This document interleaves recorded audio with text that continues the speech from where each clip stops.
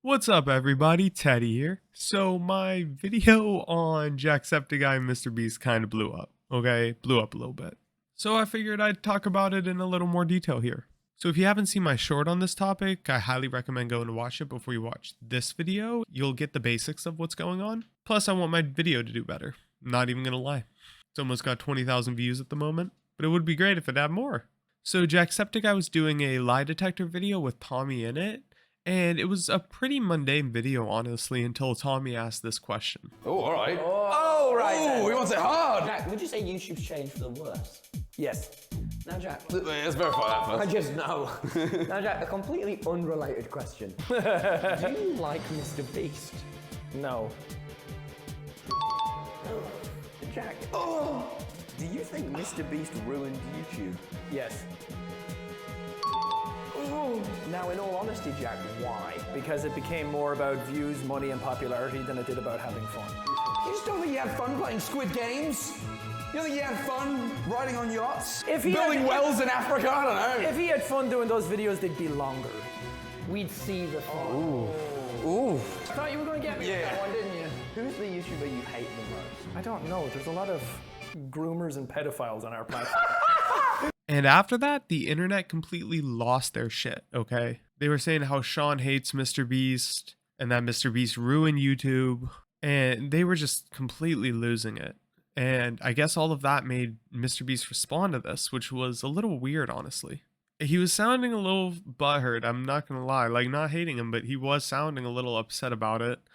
And he was being kind of passive aggressive. I'll show the tweet now. But he was like, he's going to take the high road and subtly dissing Sean's content. It was kind of weird. But like, the reason I thought this was kind of weird was because he never normally responds to stuff like this. Rightfully so. I mean, it really never helps. The last time I can think about that he did respond to something like this was in defense of his best friend, Chris Tyson. So it seems like it normally takes something pretty big to get him to respond. It's also a little weird because not so long before all of this, he tweeted out about how the videos were causing him to die mentally, like that he was dying mentally making the videos. And it just shows that he's been facing some burnout recently and that maybe it's affecting his content.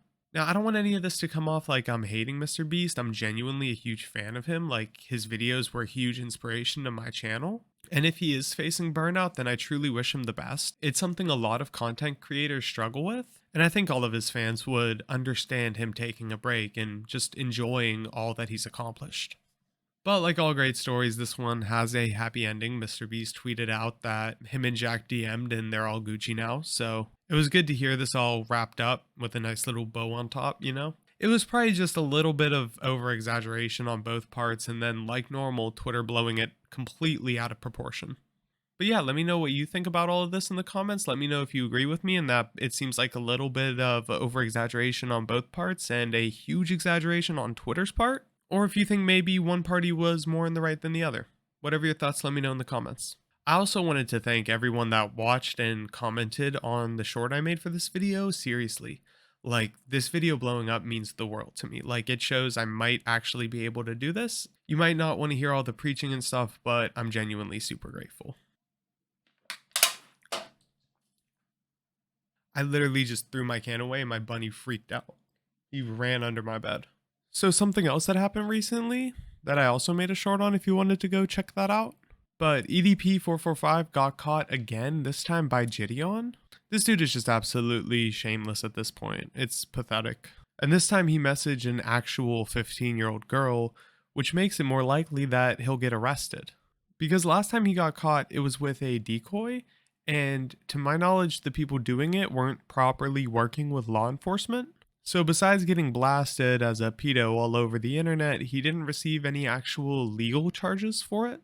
If I recall, that's the same for a lot of the predators that Chris Hansen ended up catching. It's basically something to do with the fact that they're using decoys, so they're not talking to actual children, and that they're kind of being set up in a ways. And like all of this kind of allows their lawyers to get them off easier. But this time, Gideon and Skeeter Jean are working closely with law enforcement to make sure everything gets done properly. And another important detail is there was no trap this time. They didn't like set up a meet with EDP. They simply knew he was going to be at the dialysis center that day and went there to confront him. And of course, Gideon had to do it dressed as a fucking cupcake. The literal icing on top, you know? And now I don't have a ton of footage from this event because YouTube has actually been taking down a ton of the videos about this.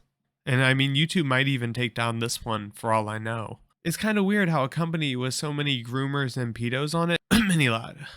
Whoa, I don't know what that was. Yet videos exposing them keep getting taken down. So yeah, like I said before, I appreciate all the love and support on the Jacksepticeye video, and just let me know what you think about everything in the comments down below. Peace.